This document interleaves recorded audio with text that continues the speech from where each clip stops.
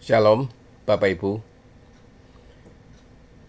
Di sebuah keheningan malam, saya terjaga dan terduduk di tempat tidur, Bapak Ibu.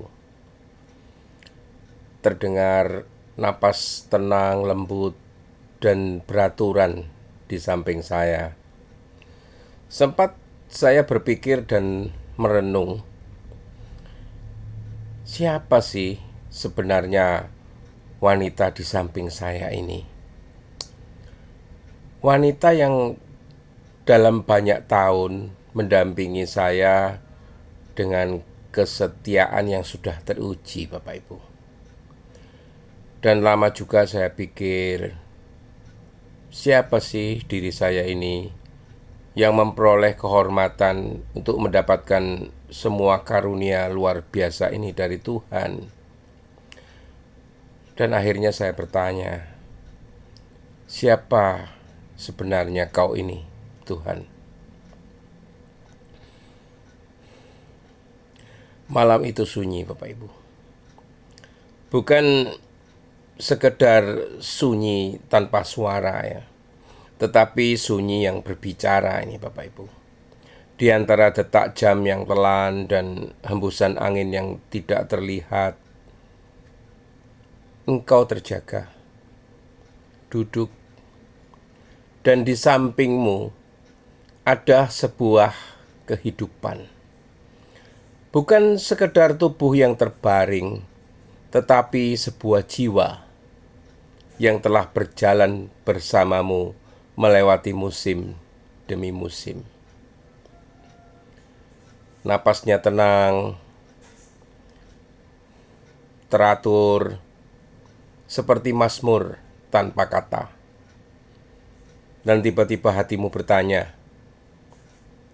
siapa dia ini sebenarnya? Wanita yang tidak hanya hadir, tetapi bertahan. Yang tidak hanya mencintai, tetapi memilih untuk tetap tinggal. Dan lebih dalam lagi, sebuah pertanyaan muncul, pertanyaan lain Bapak Ibu, lebih tajam, lebih sunyi. Siapakah aku ini? Sampai aku menerima semua ini. Dan akhirnya pertanyaan itu naik ke langit seperti doa yang tidak terucapkan. Siapakah engkau Tuhan? Bapak Ibu, ada sebuah misteri anugerah di dalam kehidupan kita sehari-hari.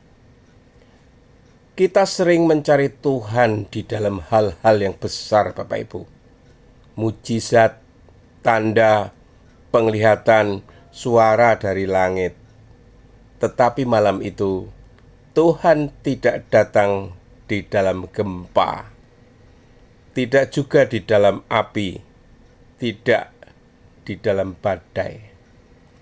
Dia datang dalam napas seseorang yang tidur di sampingmu.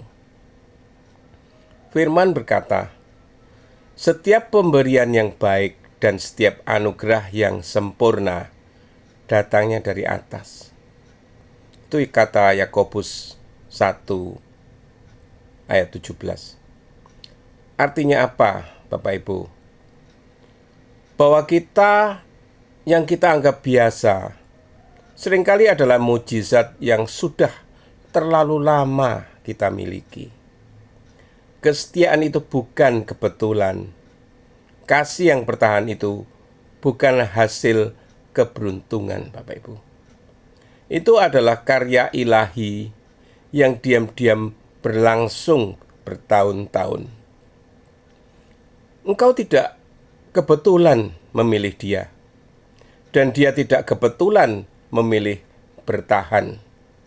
Di balik itu ada tangan yang tidak terlihat, tangan Tuhan yang merajut dua kehidupan menjadi satu kisah, Bapak Ibu. Siapakah wanita itu? Dia bukan sekedar pasangan, Bapak Ibu. Dia adalah saksi. Saksi dari jatuh bangunmu, saksi dari banyak kegagalan yang tidak pernah kau ceritakan kepada dunia, saksi dari doa-doa yang kau ucapkan dengan air mata. Dia adalah cermin yang memantulkan siapa dirimu sebenarnya, bahkan saat dunia melihatmu berbeda. Amsal berkata, istri yang cakap adalah mahkota suaminya. Amsal 12 ayat 4. Mahkota bukan sekedar hiasan, Bapak Ibu. Mahkota adalah tanda kehormatan. Artinya, kehadirannya di sampingmu adalah penobatan diam-diam dari Tuhan atas hidupmu. Perhatikan ini, mahkota tidak pernah dibuat oleh dirinya sendiri. Mahkota diberikan oleh raja. Jadi ketika engkau melihat dia, sebenarnya engkau sedang melihat jejak tangan Tuhan ini. Siapakah aku ini? Ini pertanyaan yang berbahaya, Bapak Ibu, sekaligus menyelamatkan. Karena saat seseorang mulai bertanya, siapakah aku ini? Ia sedang berdiri di ambang kerendahan hati yang sejati, Bapak Ibu. Daud pernah berkata, apakah manusia sehingga engkau mengingatnya? Di Mazmur 8 ayat 5. Dan jawaban Tuhan tidak selalu berupa kata-kata, Bapak Ibu. Kadang jawabannya adalah kehidupan itu sendiri. Engkau masih bernapas, engkau masih diberi kesempatan, engkau masih memiliki seseorang yang setia. Itu jawabannya. Karena engkau bukan sekedar orang yang berhasil mendapatkan. Engkau adalah seorang yang dipilih untuk menerima. Dan itu dua hal yang sangat berbeda. Siapakah engkau, ya Tuhan? Inilah puncaknya. Ketika kita berhenti melihat hidup sebagai hasil usaha semata dan mulai melihatnya sebagai anugerah, maka pertanyaan tentang Tuhan menjadi hidup. Tuhan bukan sekedar konsep teologis. Dia bukan hanya nama di dalam Alkitab. Dia adalah pribadi yang hadir di dalam detail-detail kecil hidupmu. Dia adalah yang menjaga napas itu tetap teratur di malam hari. Dia yang menahan badai agar tidak menghancurkan rumahmu. Dia yang diam-diam bekerja saat engkau tidak sadar. Firman berkata, Tuhan itu dekat kepada orang-orang yang patah hati. Mazmur 34 ayat 19. Tetapi sering kita lupa, Dia juga dekat kepada orang-orang yang terharu di dalam keheningan. Tuhan adalah pribadi yang tidak selalu berbicara keras, Bapak Ibu, tetapi selalu hadir di dalam kedalaman. Malam itu adalah altar. Tempat tidur itu berubah menjadi mezbah. Keheningan itu berubah menjadi ibadah.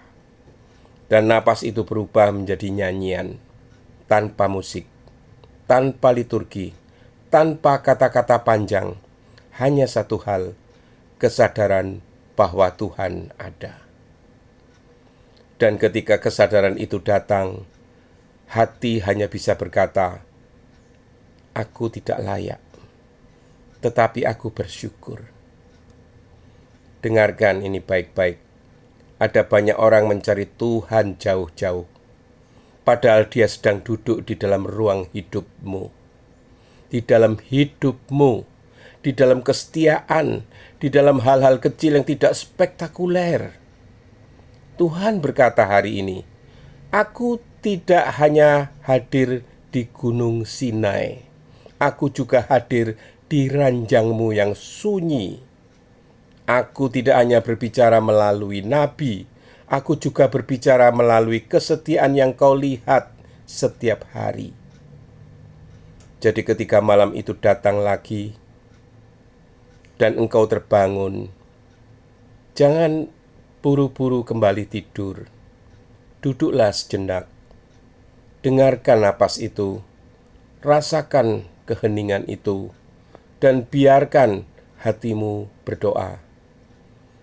Ya Tuhan, jika ini semua adalah anugerah-Mu, ajar aku untuk tidak pernah menganggapnya biasa.